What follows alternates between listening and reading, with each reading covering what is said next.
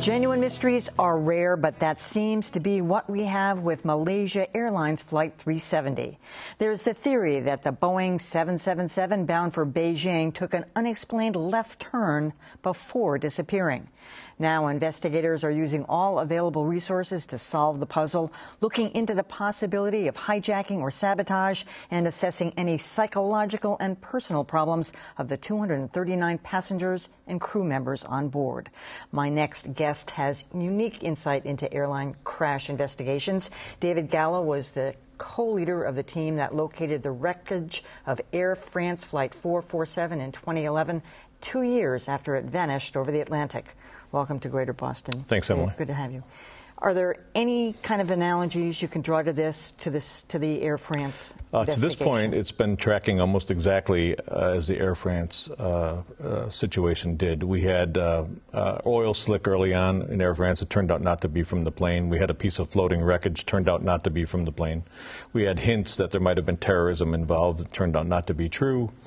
We had some hints that the plane may have turned back toward Rio. It turned out not to be true. So the one thing that's a bit different is now we've already gone past the 5 days it took in Air France to find the first bit of wreckage floating on the Atlantic Ocean. And when you found that, how did you find it? Did you know the area pretty much where?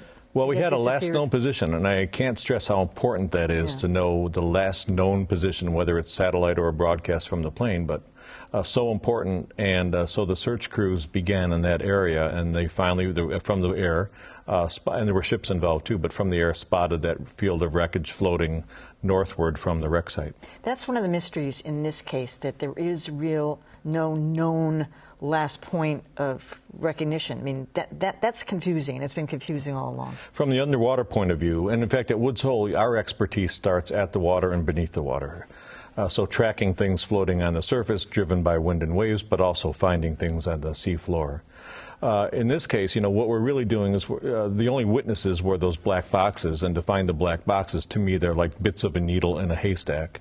And to find that haystack, you've got to be able to draw an X on the map, that this is the middle of the haystack, and then you need to limit the size of that haystack. And here, even the last known position, I thought that was the one solid bit of evidence, and now there's some question about that. And the haystack, to me, right now, at the edges of it, are as far as that plane could have gone on one load of fuel, because there's not a shred of evidence that that plane has come down either on land or sea right now. There's some word coming down in the last couple of hours, just that there may be some contact right now through Chinese surveillance that are investigating some possible wreckage at sea.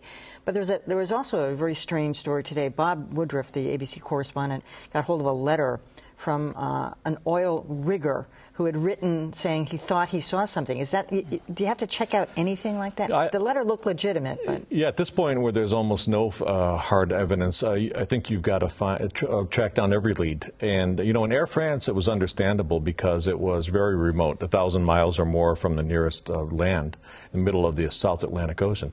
In this case, I thought for sure it'd be fairly quickly that we'd be on the wreck site, because it's a heavily congested area. There's all sorts of oil traffic going in their oil rigs. Exactly. And so, this wouldn't surprise me that someone must have seen something, whether it was on a radar system or someone on the deck of a ship.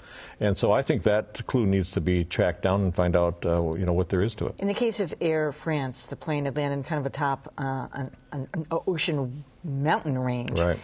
But why did it take so long? Why was it 2 years? Well, it was 2 years. It was very deep. It was very remote. Look, I can say very deep. How deep? It was the search area. The greatest depth we had to be prepared to look in was 6,000 meters, so almost three plus miles. In this case, if it's in the Gulf of Thailand, the depth is shallower than the plane is long. So it's about a couple hundred feet long.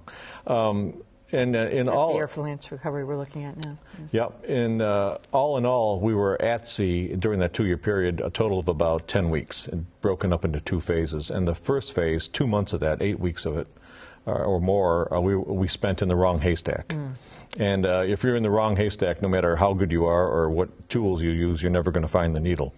The second time, it was just a little more than a week than we found. The teams found the bits of that plane sitting on the seafloor. So It went very quickly after that. But 2 years is an awful long time, but that's the kind of time it takes to mobilize, to think about what you're doing, to come up with a plan.